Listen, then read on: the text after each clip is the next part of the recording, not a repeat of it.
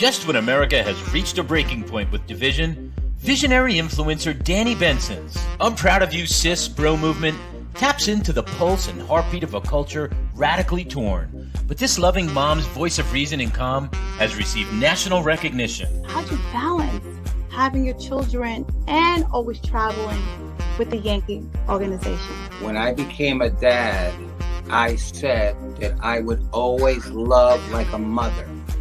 I feel like I have to try certain things or act a different way because I know some people or some kids.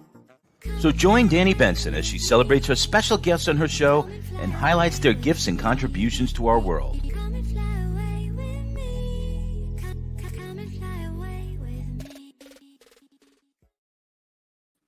Hi, everyone. Hi, my name is Danni Benson. Thank you for joining. I'm proud of you, sis. I hope you're having a wonderful day today.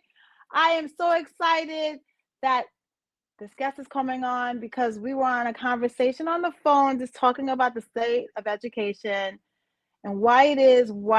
And we were both expressing our opinions. And it is so important right now for us to make sure that our kids are working even harder in school because AI is coming and it's going to eliminate so many jobs, especially low-level jobs that a robot can do, that we have to make sure that our kids are doing excellent in school now because they're going to be competing for jobs that everyone might be competing for because the low-level jobs might not exist. So it's important that you learn a skill. It's important you teach your kids some tangible skills as early as possible. Find out what they like, what they enjoy, their passion, and try to cultivate it, because in cultivating the earliest possible time of cultivating their passion, it will help them in the future in what they want to do, especially when the robots are coming. I don't want to scare anyone, but they are coming. They're already here. And slowly but surely, they're going to be taking jobs away. And we, as a society, need to get our children ready for what's to come. So I have Kemi Omoyosi here. Hi, Kemi. Hi. And she was here before, and we wanted to just have this show just to talk about education because we want people to understand that education is a very important thing. Education is the foundation of everybody in this country. The more educated you are, the more knowledge you have, I feel personally, the higher you go in life. Yeah. So Kemi made a good point last week when I was talking to her about the investment of someone who has a home is invested versus, not to say people who live in apartment buildings are not invested, but she sparked an interest in me. So I wanted her to give me her interpretation of that so we can get into why education is so important. Oh, okay. Well, so basically what I had said is that when you don't own property, there is no, the taxes don't go into the school system. And I say this because I grew up in the school district I grew up in was a very wealthy school district. And so we were considered maybe we just called it like a public-private school, but the taxes went into the school districts, which means kids were able to take trips. We were able to buy books. There was just so much money in the district, which went towards the school. And so that means the parents were more invested in the school district. And I say this because I also worked in New York City public schools. And from my experience with working within the New York City public school system, one of the things I realized is that because a lot of in New York, a lot of people are apartment dwellers. And so also research shows that I think it's 85% of kids in New York City 85, I think it's Black and brown, and then 70% is low income in New York City. And so you also have to keep in mind, so with everybody living in apartments, like there is no money that goes into the schools. And also you have to keep in mind with the different mayors, certain mayors have agendas where some of them are like, oh, it's okay to invest in schools, or we're going to put money back to the schools, and others want to get rid of certain programs to make the playing field equal. And Right. you know what's crazy is Mayor Adams just took away $1 billion in New York City education, and I'm just so surprised because COVID just happened. These kids are behind. Like there's national studies that shows that kids, especially in New York and the places that closed down for COVID, those kids are behind. So I would have thought that you would put in more education to make sure you catch these kids up, because they're going to be known as the generation of The lost like generation. the lost generation of educated children, because now they've lost like about 2 years. Like kids can, I Mhm. personally feel that the younger the kid is, the It's harder it easier. is for them to do remote. True, but I also feel like the younger they are, it's easier for them to catch up versus being older, like high school kids, where um, I would even say like from fifth grade on, because also keep in mind during the COVID time period, they didn't do testing to, to test kids to get into the talented and gifted schools. And so that they took that off the table. And so then it's also like now I think after 2 years, they're restarting it again. And I think what mayor was trying to get rid of it, I think de Blasio, but De then, Blasio was trying to get rid of it. Yeah. and then, um, and then Eric Adams, which I think he increased it or something, or said, we're going to keep it. I mean, So how do you feel about that? Do you feel that they're trying to say the gifted schools is a disadvantage to black and brown because there's more of higher income kids, or kids that have are able to get the education to meaning tutoring, and the parents are working, they can invest more than what the community gives into the school? I mean, how I do you feel about that? having actually worked at a talented and gifted program where I was like one of the admissions advisors, I saw it from the pre-K level, and then I saw it from the high school level. So with the pre-K kids, I noticed that a lot of kids, I noticed that the brown kids, there was less of us there, and the ones that were accepted, the things that kept them from actually, they would get high scores on the Stanford Binet exam test, which was a test that they would do with the psychologist, and then what would keep them from actually getting into the school was how they would react in group environments.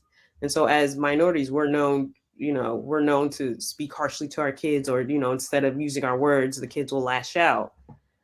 And so a lot of times in these play situations where they would be with like other kids, other brown kids and other white kids, they would lash out. And so that would automatically disqualify them from the program, because the thought would be, you can't come to the school if you can't control yourself. And so a lot of times that shows in turn that, like, I would see that, and I would say to myself, like, wow, this kid, would have been a great fit here. However, because the kid didn't have self-control, or wasn't taught that self-control, and also sometimes in that same line as brown kids, they wouldn't have the same exposure as the other kids would have, like the white kids would have. And when I say that, I mean like the theaters, the museums, and like, going to the Met. And so there's all these activities that as brown parents wouldn't have access to, or they wouldn't even have the time or the extra funds to, put their kids in these programs or to take them to these different locations. So do you blame the parents, or do you blame society? I blame society, because also you have to keep in mind there's also a huge wealth gap between black people and white people when you look at the wealth gap. But that also goes back to redlining in education, which is like a whole other, I know. Well, you know what it is? I live in a school district where I live in Long Island, and my school district, the taxes are high. Mhm. Where I am. I mean, like double digits high, not even like single digits, it's double digits high.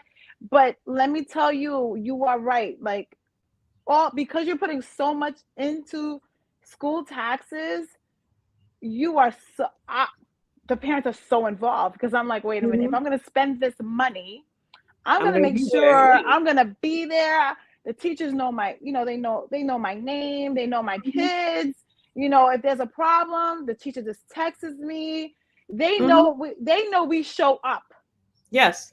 We show up because we will hold the school accountable because Mhm. of the money that we're spending. We're like, hold up, you're going to make sure A, B, C, D, everything happens, or you're not going to have the taxes go up next year because, you know, the school budget, because we have to vote on the school budget Mhm. every year.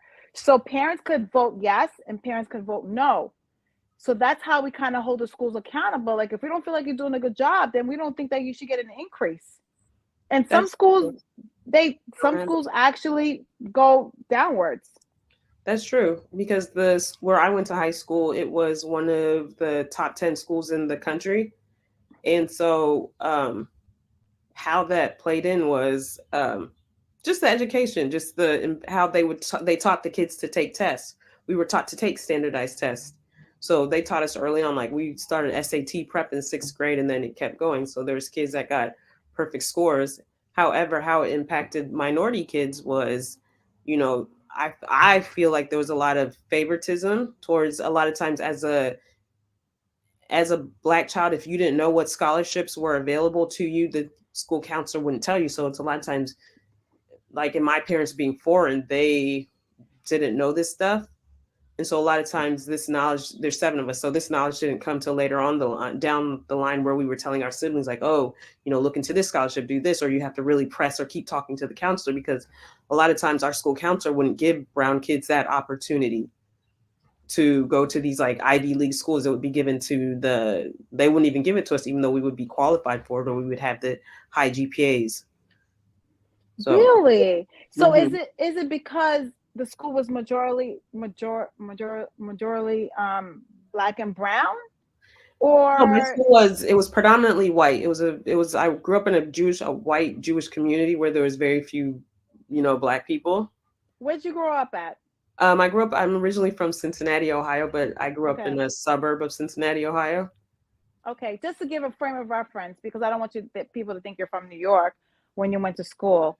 So when you went to school in Ohio, you felt that you didn't get um, the information from your guidance counselor versus the other kids. So how did you know that you wasn't getting the information? Did the other kids tell you, and you were like, well, she didn't tell me that? Or just with experience, as you got older, you realized that you weren't told this information? Some of it was Well, some of it was my older sister. She had an experience where she actually the Ivy League school reached out to her and say, "Hey, we've been trying to contact you. We sent information to your school counselor. Like, what happened?" And so that was where we realized that he wasn't giving us information, or he wasn't giving us the same opportunities that he was giving to the white kids. Because Mm, also the area I grew up was like it was segregated. It was segregated in terms of like all the wealthy people lived on the hills and like all the mm-hmm, brown people lived, you know, by the train tracks and stuff like that. And they didn't live on the mm-hmm. hills. And so my family, we lived on the hill, and we lived on one of the hills where I grew up.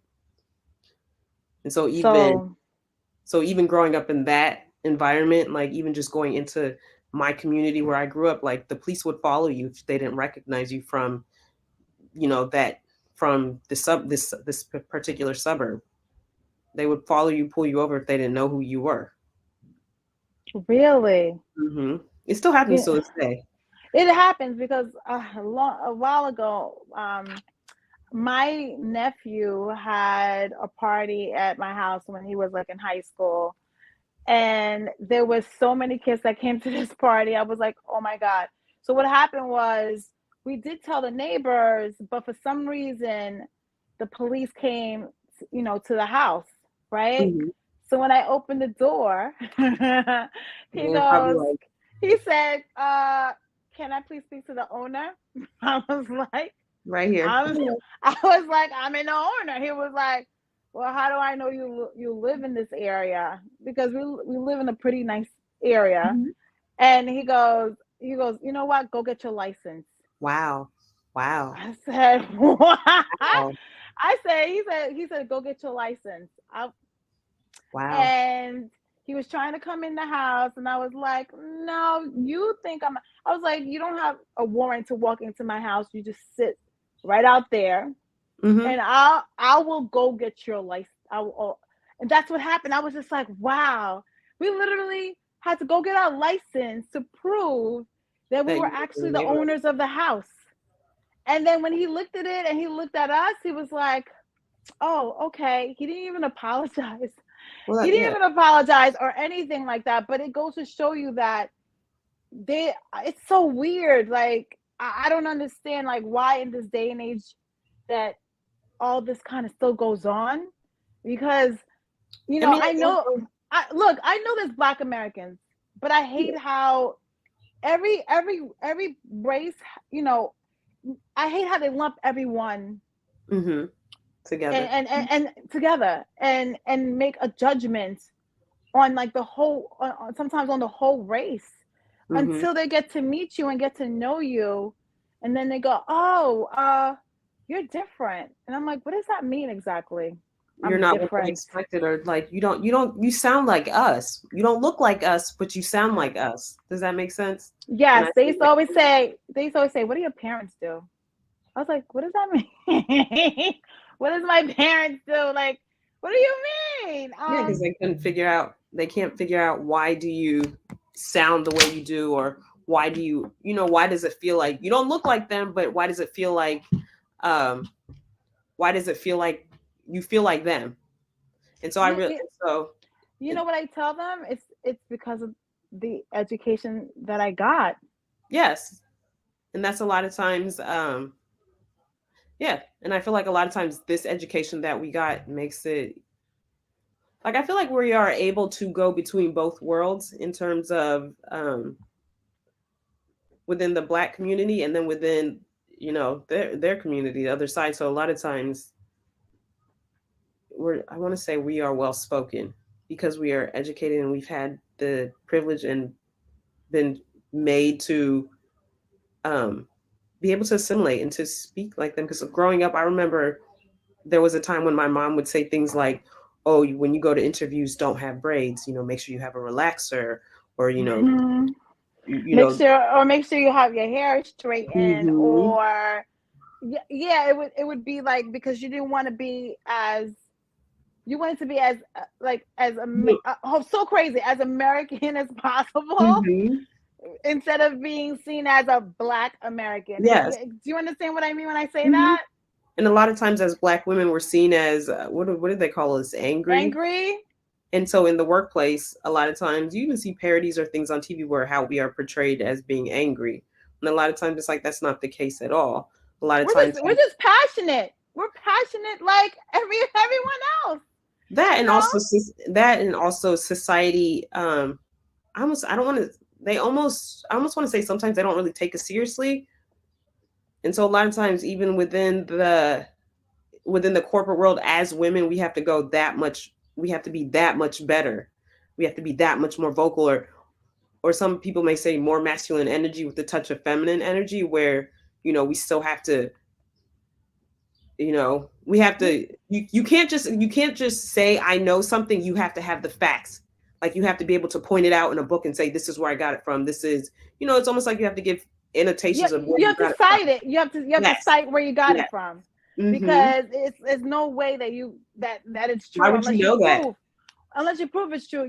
My parents used to tell me me and my siblings and our family has to work twice as hard. We literally worked in school. We literally worked twice as hard because we had to be that more educated. Heads and shoulders. I feel for us to even walk in a room, because it's so sad that people judge a book by its cover sometimes. And when you walk in, even my name, like my parents was like, oh, we made sure we gave you like clean names, so it's weird now, because now people could kind of Google you and see how you look before they even call you to interview you. They could do research, but back then they couldn't tell, how you looked until you came to the interview. So it was so weird. Like, I would walk in, I would talk to them. Oh yeah, come here.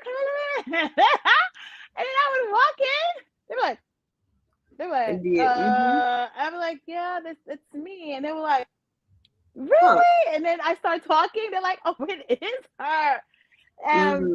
So it's just, it's the crazy thing is like now I'm trying to get my kids to understand why education is so important, because right now I can't stand the social media thing. I know, I guess they need it, but I feel like it's a distraction for all the kids, especially in education. And I feel like it's affecting test scores, it's affecting reading levels. Kids need to be stimulated, because that's what the social media does. It stimulates you. It also affects how they write, because they write shorthanded, and so a lot of times from social media they're not writing full thoughts, full sentences, paragraph, correct, the correct grammar. You know what's insane about this? My kids are in 4th grade and they already have a typing class. My kids actually know how to type. That's good. I remember in 4th grade.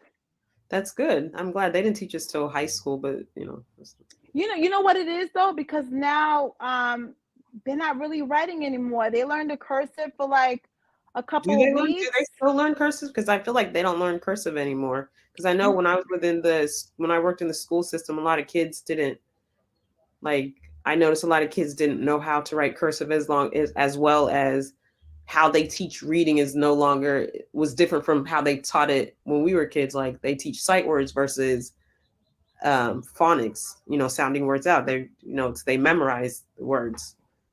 Well, you know what? Because the kids are texting a lot now, that's why they decided to start doing typing early, because they're used to using the hands versus actually, I mean, they do write, because my kids are writing, paragraphs and stuff like that. Yeah. But they introduced the typing early because of the fact that kids are using their computers now. Like, my kids actually had Chromebooks. That's another advantage. My kids have their own Chromebooks that they bring home. So like in, I think, like 1st grade. Wow. So they were doing things in 1st grade with their Chromebook. So yes, they were learning how to write, but they also wanted to introduce typing to them, because they were now on the Chromebook. So they figured, like, the older they were getting, the more they were going to write, paragraphs, so they would know how to type, versus going like, how you use 2 fingers and stuff like that. But they did learn cursive, but it was only for a short period, just to introduce them to what it is. So when they see it, they know how to read it if it does come up. But that's what I mean. You are right when it comes to the redlining of education, because like where I live, I personally feel that taxes keep certain people out of the area. Yes.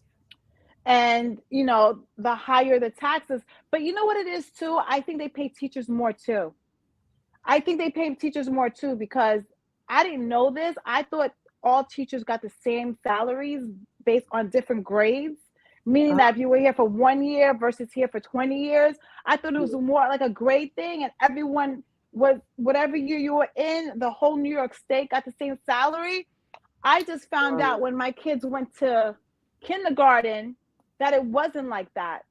Like, where we live in Long Island, depending on where you live, different teachers make different salaries, teaching the same thing. And I really think that they should just be a universal. This is what I feel about teachers. I think teachers are the foundation of this country. I cannot believe the life of me how, like, in the state of Florida, I think they make $40,000-$50,000. Like, I'm like, are you serious? Explain it to me. Why are teachers not paid as much as doctors when they teach the children? These are the kids that become your doctors. You said what? These are the kids that become your doctor. That will become your doctors. Doctor, President of the United States, Vice President of the United States, a congressperson. Just everything that we do in this country starts with the teachers. The teachers actually are the ones. I'm not saying the parents don't help education. Of course they do, but your teachers are with your kids as much time as you are with your kids as a parent. And for the life of me, I do not. That's what I do not understand why teachers are not seen as get paid as lawyers, get paid as. Why is there no value in that profession? Why do people not see a value in that profession? Okay, so why don't you see why don't I think the kids are not being educated as they should be, because it has to do with the fact that I want you to pay me what I'm worth. So if people are motivated by money, you're gonna pay me a certain amount of money, I feel like I'm gonna work harder because I feel like you value me.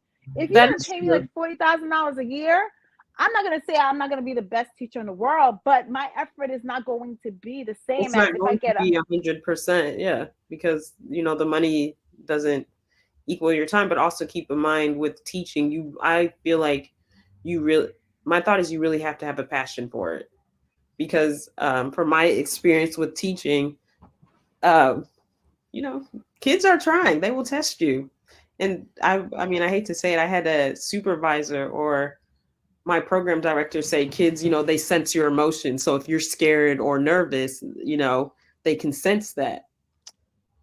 And so, Really? I mean, my first teaching experience, Yeah. um, my first day, the kids made fun of me and they threw candy at me, and they were high school kids. Yeah. And High so, school's tough. High school's tough. and that was my first teaching experience. And I was like, and so I was like, and then my program director came to like my next class and was like, they can sense if you're not confident or if you're nervous and scared, they can see that or they can sense that. And so as I got to know my students, my kids, like, they respected me, and But it was no shouldn't longer but like, shouldn't the respect come from home? of course, but if I can't even imagine. I'm not gonna say my kids are perfect, but I can't even imagine my kid disrespecting an adult like that. Whether you're scared or not, you're a child, you're an adult. I, hopefully I am raising my kids well enough to know to respect an adult where they're not throwing candy at an adult. I mean, you would think like, that ideally, you would think kids wouldn't do that, but um part of it was like I wondered, is it because I looked close to their age, and so they're like, we can't really tell, or she doesn't feel like a teacher, so we're gonna see, we're gonna test her or see, so it was one of those situations where um yeah, they tested me. But then, like, as the year went on, like, it does start at home, where a lot of times, my students were inappropriate. I'm not going to say they weren't, but they were, the things that they always say. And I would always be like, where's your mother? Or you speak like that to people, or that's how you speak to adults, or is this just how you speak to me? Because if you're just speaking to me as a woman or like that, that's still very disrespectful. And so it's a lot of times where I had to, constantly talk to them like, no, that's not how you speak to people. When you go into the world, you speak professionally, you speak how you treat people, how you want to be treated. So if you're not going to have respect for yourself, or you're going to speak to people like that, people will treat you like that. I mean, So, I tell my kids you get more bees with honey than with vinegar, and put yourself in the other person's shoes. Like, I'm constantly teaching my kids how to treat human beings, because I don't know. I think there's a lack of empathy going on right now. it's huge. And you see that, and you notice that a lot in this world that we live in, that's something that's lacking, is that there is no empathy, or that, and people don't listen, or they're not open to hearing, what your fellow man is saying to you. And a lot of times the things that people say to you, you almost have to be able to, by listening, you almost have to read in between the lines and be able to sense like, oh, okay, so, they're saying more. The words coming out of their mouth isn't exactly what they're saying. They're saying there's more being said. Now, Okay, sorry, Kemi. I just got to tell my Optimum viewers, thank you so much for joining. I'm proud of you, sis. And we will be right back to speak more about the state of education in our country.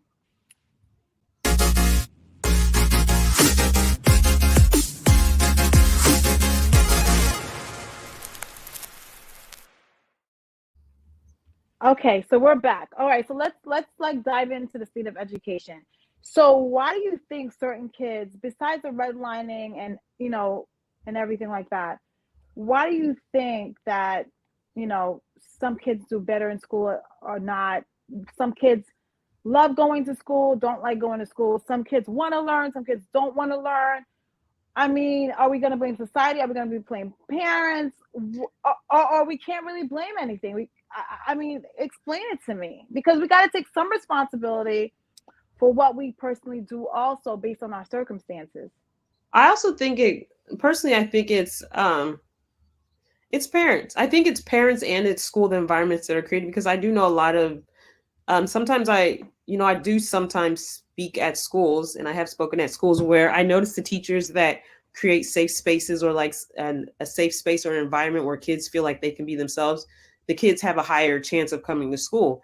And so from my experience, I think it also starts with parents. Like if your parents aren't around and they're not pushing you, you're not going to go to school. And a lot of times from my experience when I was a youth advocate counselor, part of my job was to go to these kids' homes and see what was going on, or like, why weren't they coming to school? And also was to talk to their parents. And a lot of times when we would have like parents' nights, the parents would be working, so they couldn't come and like talk to the teachers and stuff and see what's going on with the kids, or there were very few parents that would come.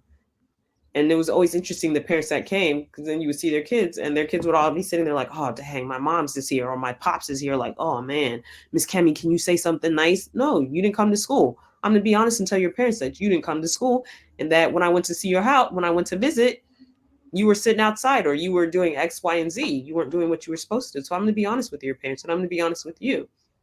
And so a lot of times I felt like when I had that role was to push the kids, and a lot of times was to see what was missing at home and provide that to the kids, in terms of like, sometimes they needed that person to be like, no, you're coming to school.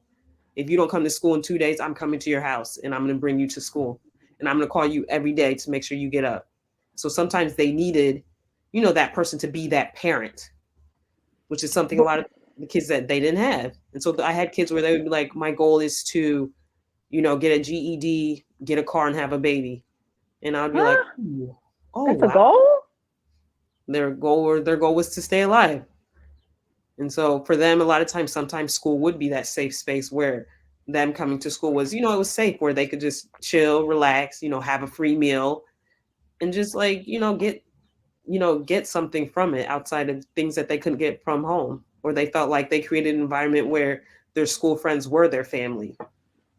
So do you think education is a cycle then? Do you think, I know there's an income gap. I know men get paid more than women. And then, and as you go from the man to the woman, and then it starts trickling down. You know what I mean? So do you think it's because education is a cycle? Like if I'm not educated enough to get this great job, and then I have to get a lower paying job, then therefore it becomes a cycle that the kids look at it and go, well, this is going to be my life too, so I don't have to work as hard, because these are my expectations. I might not live tomorrow because the streets are crime infested. I don't live in a great neighborhood. Do you think that the reason I'm asking you this is because we had this conversation too. My parents were immigrants, and they moved here, and they didn't know English. Well, they had to know English because they came here legally. So they did know English. They were citizens when they came here. And my parents had to work 2 or 3 jobs. Mm-hmm. And then remember what we said, then what we all did is we all kind of lived together. That's why I'm so close to my family. I'm so close to my cousins, because we saw the grind in the household of all of our parents and relatives. So we could live together, and then they would save their money, and one by one, each family was able to afford their home because they had to save their money. So we saw that work ethic, and we just kind of duplicated, tripled it. There's a thing in our culture called susu, where we still kind of do something like that. So what susu is basically we're doing what our parents did. Like each month we all put in a certain amount into a pot, and it goes around and it collects. And then as you're putting the money in a pot, the person that's due to get that whole money gets that whole money. So that was how my family were able to save to get a down payment for their house, because sometimes you have to be like held accountable, right? So I'm wondering, the question I'm asking you is it I don't know, is it out, you know, our parents were born outside of America. Yeah. So I'm not saying anything about it like, oh, you know, Caribbeans or, you know, Africans from Africa are better. I'm just saying, remember the conversation we had, that the way that we got out of our country was education. Yes. So our parents would push education on us because They're saying, education yeah, is power. yeah. Power. You're educated, you will move up. That's when they started saying doctor, Growth, lawyer, engineer, blah blah blah blah. Because you have to be educated to even go that high up in the echelon, right? So do you think that it's how each person values education as to why it becomes, some people get better education than others? I think so. I think also exposure as well, because I also had a friend who once told me, when I told her she doesn't have to be an entrepreneur, she doesn't have to have a college degree, and she was floored. And so a lot of times I think it goes back to exposure, and it does go back to education, where if no one's pushing you or telling you this stuff or teaching you this stuff, why would you know this stuff? If no one says or introduces you to these new concepts or facts, why would you know it unless there's some people that they may have that thirst to want to question society and be like, you know, what does this mean? You know what? Let me look this up. And then especially this day and age where we have Google, not everyone, even there's people that still don't know what Google is or how to use it, or that, you know, that you can look things up or you can find things via Google. Well, I'm not going to say most people, because a lot of kids don't have phones, but you have a phone now. So education is in the palm of your hands. And even if you're not getting it at school, there's so many things that you can learn online. Like you just type something and say it. Even like I'm on Khan Academy for my kids. So sometimes when they come home, Khan Academy is a nonprofit educational system that actually teaches your kids all different types of subjects. I don't know. Do you know Khan? I've you know never Khan heard Academy? No, but this is my first time hearing about it, which is interesting. Oh my God. So basically, Khan Academy, for everyone out there, it's free because it's a nonprofit where if your kids don't understand a lesson, you go into Khan Academy and there's a professor that will actually teach your kid the lesson. Oh, wow. And how do you spell it? K-A-H-N or K? Yeah, it's Khan Academy. Oh, So wow. I call this the tutoring for my children, because I don't know Common Core. I wasn't raised on Common Core standards. I don't know what that is. Yeah. Oh, you don't know Common Core? I know. I don't know it either. I learned straight math, like 1 + 1 = 2. Yeah. Now they have that. Yeah, it's weird. So the way Common Core works now is they want you to do critical thinking all the time. So they don't want you to straight kind of memorize something. They want to know how you actually got to that. So they teach the kids how they actually got to that. So it's 4 + 4 = 8. How we were taught to memorize. Yeah. They want these kids to do critical thinking now and not memorize. Oh, wow. Also, the math is more wording, problem solving. So your kids have to know how to read. So my kids have to read 30 minutes every single day. Like 30, there's like I have a bookmark that has a timer. And as soon as they come home, because you know what it is, the kids are anticipating when the 30 minutes ends. Yeah, so you're like, there's a timer, so it's a very visual. Where it's like you can see visual. Yes, there's a visual thing, and the thing with the reading is education. If you know how to read, you can be educated at anything that you do. That's very true. So in my district, I don't know how it works in other districts. It is a requirement. It is part of the homework. In addition to all the homework they have to read 30 minutes a day. So besides the reading, Khan Academy is a tutoring for our children from K to 12. Wow. And they also have college courses too. That Wow. if your kids come home and you don't understand something, you go to Khan Academy. You just have to log in, password, and any topic, earth Wow. science. There's a professor teaching it to your kids. Wow. That's And I'm impressive. so surprised that you know what, you don't have kids yet. That's I probably don't. why I don't know. But I, you will have kids soon. But if anyone out there is, that's why I feel like you are right. If you don't know the information, how would you know? yeah. Right? Mm-hmm. How would you know, right? If you don't know the information. But what I want to tell parents out there, if you can't afford a tutor, because that's how I stumbled to it. You know how I stumbled on things? I talk to everyone. Mm-hmm. It doesn't matter. Ask my kids. I talk to everybody. I don't care how you look. I don't judge a book by a cover. You're standing next to me, I'm gonna talk to you. I don't care. My kids be like, "Stop, mom," and I'm like, "No," because I'm gonna learn from this person. That's Yeah. why I teach my kids. Like the more people I talk to, no matter their race, their creed, their color, their gender, whatever, it's all about me learning something new that I didn't know before. That's why I have my opinions on certain topics, but Mm-hmm. I give people the space for them to talk about why they feel the way that they feel, because I feel like sometimes I'll pick up on something that I didn't know before Yeah. without judging them. And that makes sense. Right. Mm-hmm. And so that's how I found out about ABC Con. I was sitting at like Jiffy Lube, Mm-hmm. and someone said to me, "Oh," I was talking about tutoring. I was like, "Oh my God, I can't afford this. Like, I have 2 kids, $60 each kid a week for an hour. That's crazy." And then the mom goes, "Oh, you have to go to ABC Con." I was like, "What is that?" And Thank you for sharing that. I'm going to tell my friends with kids, like, have you heard of ABC Con? You need to look into well, it. no, it's called Khan Academy. It's not called ABC Con.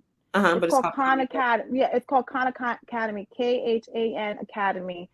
And just for all the parents out there who can't afford tutors, you don't even have to listen to it. You would just go into the topic and the professor just talks and basically on a chalkboard and shows them. Because my kids were having a hard time with fractions, and converting to decimals. They're like in that 4th grade thing where, and it's core too. So I don't Mhm. know core, so it helps. So okay. So how do you feel that education could be better in America before we start wrapping things up? Seeing how the world doesn't take our education system seriously, like if you ever look at the numbers and you see how behind we are, I feel like our schools need more structure and more routine. And I feel like our schools are very easy in terms of compared to other countries. Like they're so much more advanced. And I remember in high school, and any of my family members that would do high school, parts of high school in Nigeria, and then they would come to America to like finish up their senior year, they'd be like, oh my God, like this was pre-K, or this was like, 8th grade, like this is so easy. And so I think our school systems, if the kids were more challenged, that, and I also feel like we're so, this is like another topic in itself, but we always medicate our kids. And so when you look at like ADD, HD in other countries, it's almost as if they don't believe in it and they're not giving their kids these medications. And so a lot of times there's, a lot of times I also feel like kids are bored. And so I feel like a lot Yeah. of times these American schools, because the curriculum is always the same, like a lot of times there's teachers aren't that innovative. And I sometimes feel like they're not given the opportunity to be innovative, or they're bored themselves. So So it's the like, kids get antsy. The kids are moving around a lot, in the sense that because you're not allowed to move, or you got to sit still. And sometimes kids just need to be kids and play. and But you move can only around. do games that educate them, especially when they're young, because that's the core, like elementary school. Like when you create games or, fun, even works for adults. Like when you create, games for them or things that help them to memorize things and learn things, like it makes it more interesting and they're more challenged. Yeah, my kids used to move around a lot, like just get antsy and stuff. So I think they created like fidgets. Mm-hmm. You know what I mean? To like, because it wasn't, they just had to move a lot. So they put something in their hand where instead of them moving, the Right. anxiety or the anxiousness, just, they kept, and I think that I think that you are right. It's so funny. So many kids are diagnosed with ADHD now. And I remember, And yeah, there was a study where kids with ADHD, I think they were like kindergartners or pre-K, what they would do is have them sit on the yoga balls and chew gum. And so like they would be multitasking, trying to balance on the balls and like, chewing gum. And so that would keep them from talking, and they would be doing all this stuff with their bodies where they'd be moving around and trying to focus, but they would be able to focus on the work in front of them. And so it's like you said with the fidgets, like they're sitting there, they're focused because they have something, they're doing more than one task at a time. And I think with social media, I think that the kids multitask. I feel that they're playing a game, they're flipping through, they're just, it's just what I think. My personal thing about education is I feel like every kid should wear a uniform. I agree. Only because I hate the competition with the you wearing Yeezys versus you're wearing like Walmart shoes. I think it's like a distraction. I think it'd be cheaper for parents just to wear a uniform. I mean, I know it's about social expression, and I want to wear what I want to wear, but I feel like you go to school to learn and not for a fashion show. And I agree. Yeah, so the uniform thing works. I also feel like what would better education is just the teachers getting paid more, the parents being more involved. Yes, I understand that you have 2 or 3 jobs, but make it easier for parents who are now, because of COVID, that they could FaceTime. Going into, because we did it for 2 years where we weren't allowed into the school buildings, and we were doing meetings and all this through FaceTime. So sometimes parents can't physically be there, but they should give an option to the parent where you can visually talk to the teacher and be involved without physically being there. Yeah. Because I feel like the more the parent is involved, I feel like the better outcome your kids will have in school. I mean, what do you think about that? I agree because also the parent has more of a stake in it. And then when you're saying like with FaceTiming, there's more of a stake. And also I feel like if teachers were paid more, they have a bigger stake or even just a reason to be there. Yeah. Where they feel like, okay, let me make my money. But I also feel like there has to be a love. Like they have to like what they're doing. Because I've met plenty of teachers who've done it just to get a check, but with doing it just to get a check, there is no passion in what you're teaching. You don't come up with innovative ways to get people to learn, to get the kids to learn the material. And last question, how do you feel about AI? I think we should embrace it. And I feel like a lot of people are scared, but AI is like I feel like it's the wild, wild west. There's no rules. So with these kids that are on social media and stuff like that, like there's a lot you can do and create with AIs. And so I'm like, go for it. Like, I feel like do you think it's going to kill it? You think it's going to kill? No, I don't think it'll kill education. But I am interested to see how people use AI in the education arena.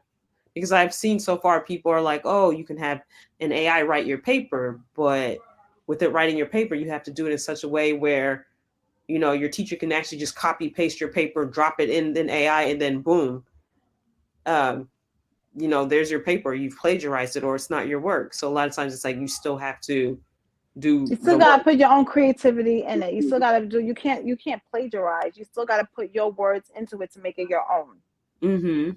Well, thank you so much, Kemi, for coming on the show. I'm proud of you, sis, to talk about the state of education. Thank you, everyone, for joining. I'm proud of you, sis, and see you next week. Have a great week. Bye. Bye.